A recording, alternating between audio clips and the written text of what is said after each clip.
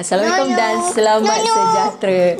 Okay, kita bertemu lagi dalam episod no next episode channel. Okay, sebelum kita mulakan, sila tekan like dan subscribe page kami.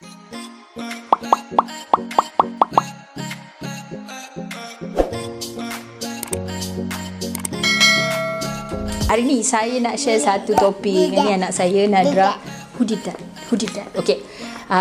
Berkenaan dengan tips bagaimana nak ajar anak berusia kurang daripada 3 tahun atau sebenarnya kurang daripada 2 tahun berkenaan dengan cara nak membaca. Okay. Yes, Nani. Yeah, chicken. Look at that chicken. So, selalunya yes, egg. Anak-anak berusia 2 tahun ke bawah begini, mereka suka koyakkan. Yes, tengok ni, dia koyakkan. Who did this? Nadra did this. Mereka suka koyakkan buku. Okay, jadi hari tu saya tulis di Facebook. Dah ramai pula yang share sebab ibu bapa ni tahu kepentingan nak ajar anak-anak bawah usia 2 tahun ni bagaimana nak ada minat membaca. Yes, okay. Bagaimana minat nak membaca. Jadi, okay.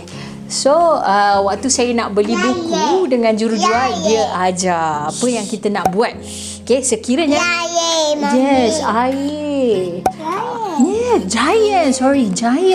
So, bagaimana kita nak nerapkan membaca pada anak-anak dan mereka tidak koyakkan buku. Okay, cuba tengok ni nampak. Dia tengah koyakkan buku ni.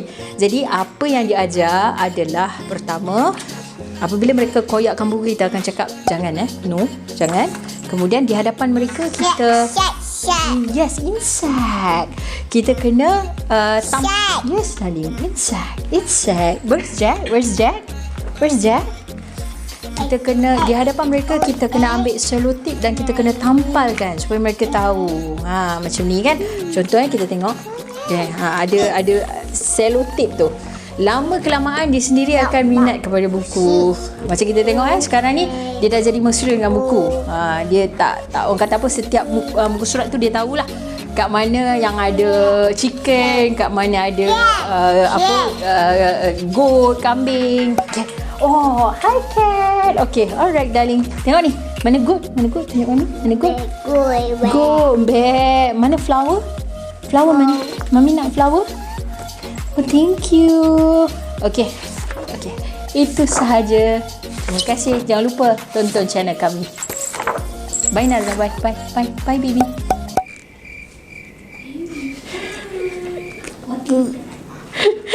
Who did that?